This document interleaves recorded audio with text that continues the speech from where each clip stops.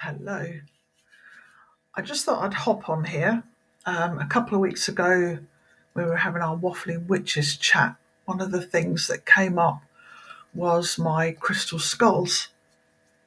And Meg Howard shared a little image. She posted up a picture of one of hers, which was rose quartz. It sort of prompted, like, you must do a video. You must do a video about your skulls. So here I am. Don't really know where to start. I did do a blog on crystal skulls a few years back.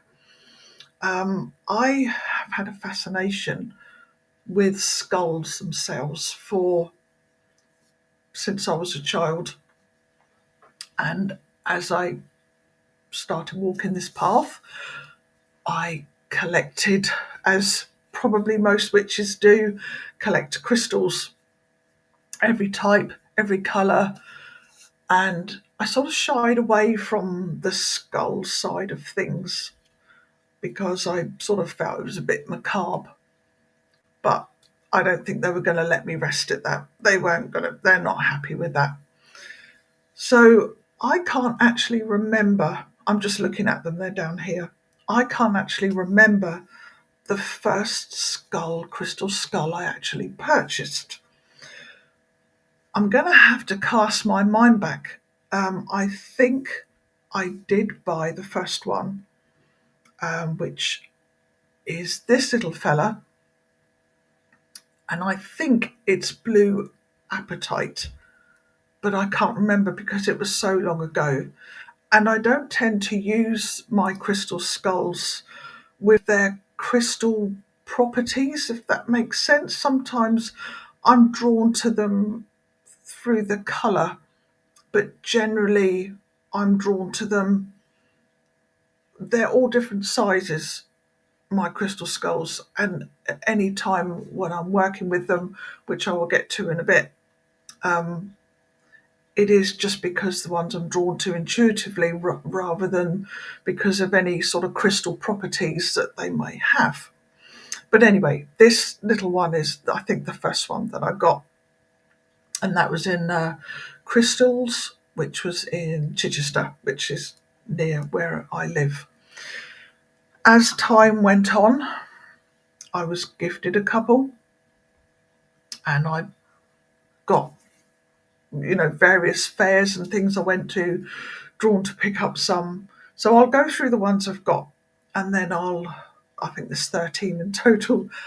It's strange that it's 13. I have my eye on a couple more, but I haven't been drawn to actually put them in my shopping basket yet and get them. I seem to be stuck on 13, which isn't a bad number at all. Anyway, I've got this little one first of all. As I said, I think it's blue apatite, but I'm not 100% sure. Also have a green aventurine one.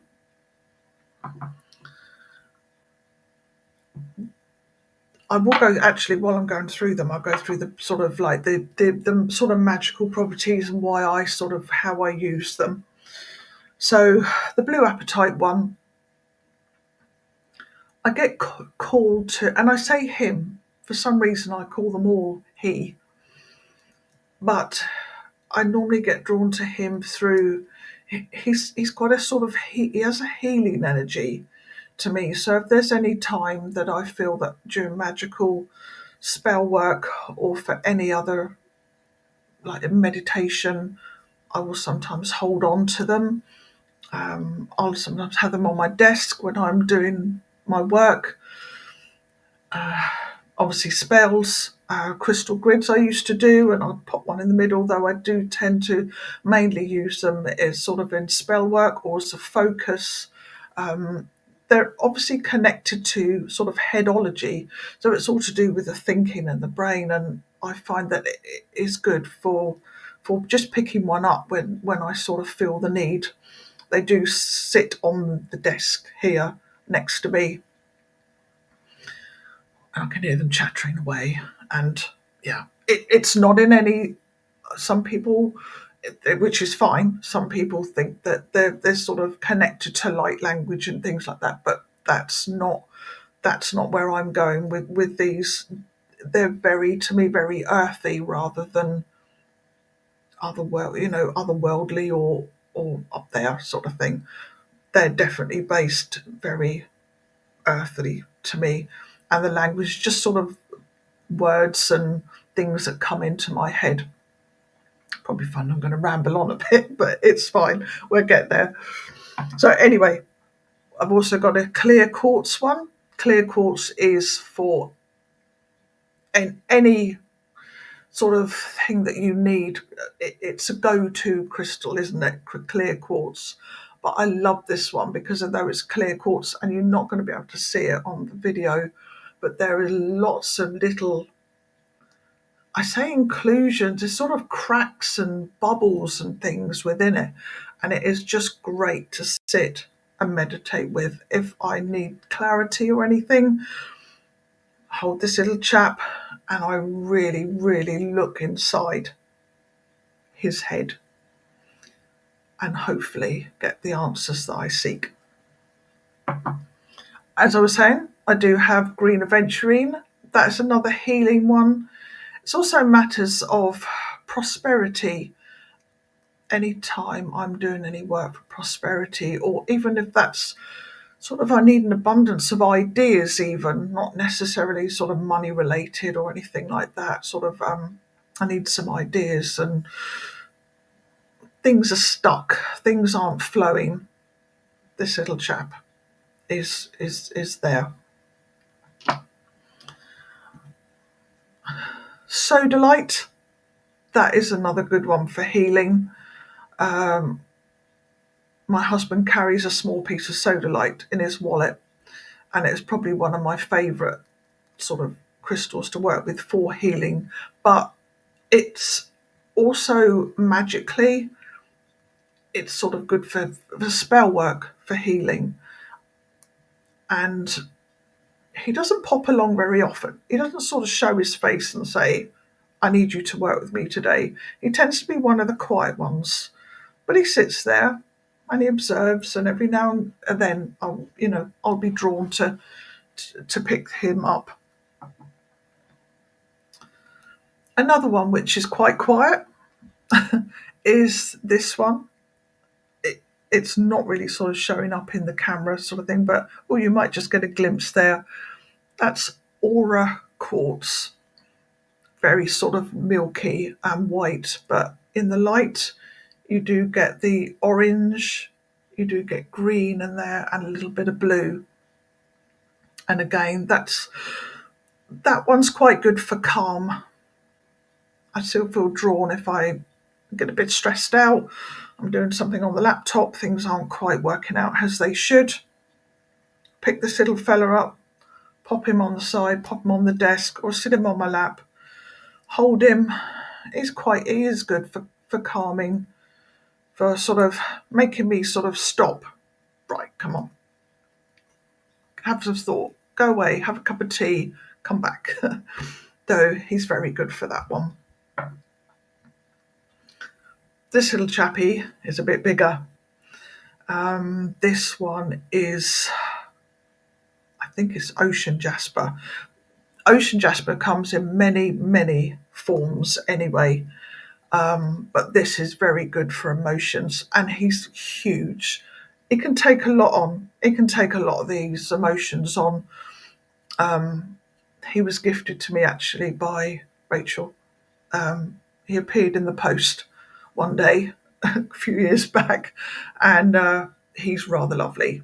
And yeah, he's very good for sort of dealing with any emotional issues, any spell work for emotions, any time that need to be sort of getting those emotions in check or seeing where you are. Sometimes some of the readings we do, I'm drawn to pop one of the crystal skulls on my casting cloth. They sort of help with the reading. Any particular one will pop up, and I sometimes find that during reading, they know what they're needed for. I don't sort of choose one; they tend to choose me. So that's the ocean one there, ocean jasper. I think I said ocean jasper to start with. I did say ocean quartz. I don't know. Anyway, it's ocean jasper. Right, this little tiny one is lepidolite. It's sort of lovely, sort of mauvey crystal with little sort of white inclusions in it. That's a very again, this one doesn't really come to the forefront very often. It tends to sort of sit there, but he will pop up every now and then, particularly when I'm doing sort of any sort of written work, any blog work, anything that requires thought. If I'm stuck for words, stuck for paragraphs, he's quite a good one for that. I too, like Meg, have a rose quartz one. It looks a bit white in this light, but it is a pale pink. Someone on Facebook Marketplace was selling this for a silly amount of money, absolutely sort of, a couple of pounds. I thought, I must have it. So yeah, I drove about sort of 6-7 miles to go and get him. Rose quartz, healing, love, friendship. Very often he will want to sit on a reading if it's sort of drawn to matters of the heart, questions about friendship, sort of spells about friendship or love matters or anything like that. Nice, soft, gentle energy, but I say they're all sort of soft and gentle, but they do pack a punch. There's no messing about. They do know what they want. And yeah, I get told in no uncertain terms if they want to work with me. This one is Mookite. Again, this is a little bit bigger. And this one's another one lovely to meditate with. As you can see, it's got the sort of the flash of the red, and there's sort of, white there. There's also, you can't really see it in this light, but there's a little sort of druzy at the top there. And again, this is a wonderful one to sit and meditate with. Mookite is, again, it's very protective, very sort of, this one tends to sit more or less at the front. They're all like on a piece of wood that sort of sits on my desk. This one tends to be quite near the front. It's sort of had this one for quite a while, and yeah, it's a very strong, powerful skull. Right, I've got a little one over here. I say they sit together, but there is one which is actually on my hell altar. She quite liked the look of this one, so we got moved. The others are perfectly fine about it. I don't think they want to argue with hell. Not really. She is lovely, but she's stern. And if she wants something, she lets me know. So this little wee one is black obsidian. Black obsidian, protection, transformation, and it is grounding, very, very earthy little crystal. So although it's probably the smallest one I own, it sits just right on a blank rune, which I don't use the blank runes, but it makes a very good little stand for this one. Now, I have to show you the one that spoke to me the loudest. You've probably seen him before. There we go. This is the name is going to escape me now, but it's the Japanese flower that comes out in the spring, sakura. And this is sort of like the crystal. There is so many different inclusions. I bought this one at Phoenix Flames. A lovely Angela was selling it. And she said, nobody wants him. He's got a busted nose and a broken eye socket. And he's reduced. And he's just sitting there. All the others were going. This one I kept looking at. despite the oh, there goes my dog, who's barking at the neighbour's dog, and he's gonna he'll be quiet in a moment. So anyway, he has got a broken nose and a broken eye socket, but he kept calling. He kept talking. I was going over the other side of the stall to look at herbs and other things that she was selling, which are fantastic. But I kept going back and picking him up. And you pick him up and you look, and there is so much. There's sort of druzy on the top there. There is there's little dents, little colourings, just everything. Even in his eye socket, which you can't really see again on the camera, but he spoke the loudest. I bought him, as you can see, and popped him on a shelf where we were staying. It was at the Pagan Tribal Gathering in Nuneaton, which is run by the lovely Pia and her team, and Phoenix Flames were one of the stalls that were there. So where we were staying, I popped him on the shelf, and he was just on the shelf. When we went out and I came back in, Heather said, "He's turned round. He's now facing the door." I didn't. He didn't face the door when I left. So very, very bizarre. But he has a fantastic, wonderful energy. He is very protective.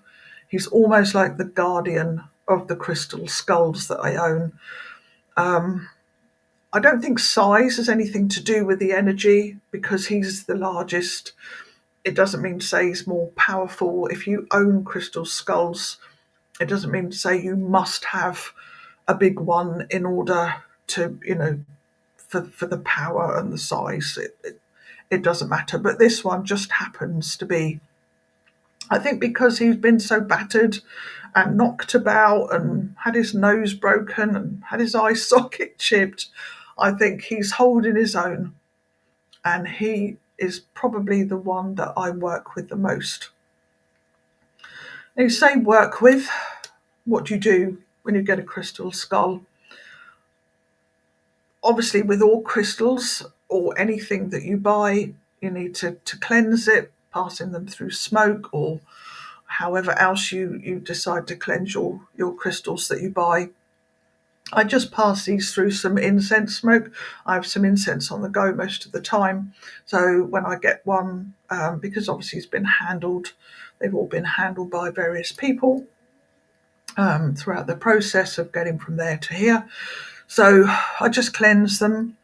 Then they normally sit on, I say I've got a sort of round slice of wood where they all sit. And I don't really put them in any particular order, but sometimes, as I was saying with the Mookaite one, it has to move forward in front of the others. We'll have a little change around every now and then. I'm sort of drawn to move them about. When you get your crystal skull, meditate with it. Get to know it, or him, or her, or it. They might not have a agenda. I just happen to have called all mine he. For some reason, that's just what comes to me. And once you've meditated, you've really got to know them, ask them what they want of you. How can you work with them? What do they feel their purpose is? Again, I say it is all headology, so it's almost like they do communicate with you. I can be doing some work and get stuck, and I'll just be drawn to move one to my desk. I'll be moved to sort of have one sat on my lap, or just to generally sit with. Sometimes I'm just sort of having a quiet moment. I'll just sit and put them in my hand, and it's a wonderful connection. I have got a great relationship with them. I've discovered that they like to generally, apart from the little one over there, they generally like to be together. I can't really move one off to another room. I can't take one away with me when I go. And Rachel and Heather had the fantastic idea of, I need to buy one of those cases with the foam inside, and then I can take them all together in a case wherever I go.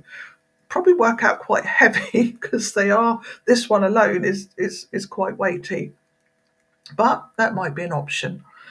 So yes, they can be worked with for many things. You might have your own way of working with crystal skulls, and I would love to know how you work with yours.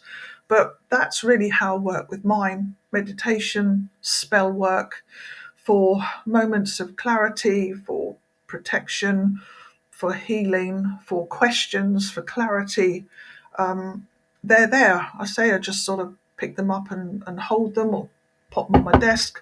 There's been times where I've done some blog work or I've done the newsletter and try and get some ideas, and then I'll just move it and it'll sit there.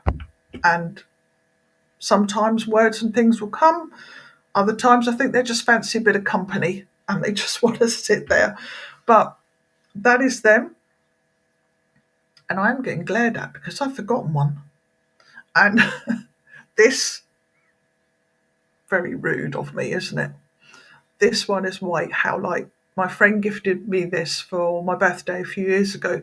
And as you can see, it's actually got a hole drilled through it. So you can actually wear it as a pendant. But as I say, as they all like to be together and not separated, I haven't done that because I'd be in so much trouble if I did.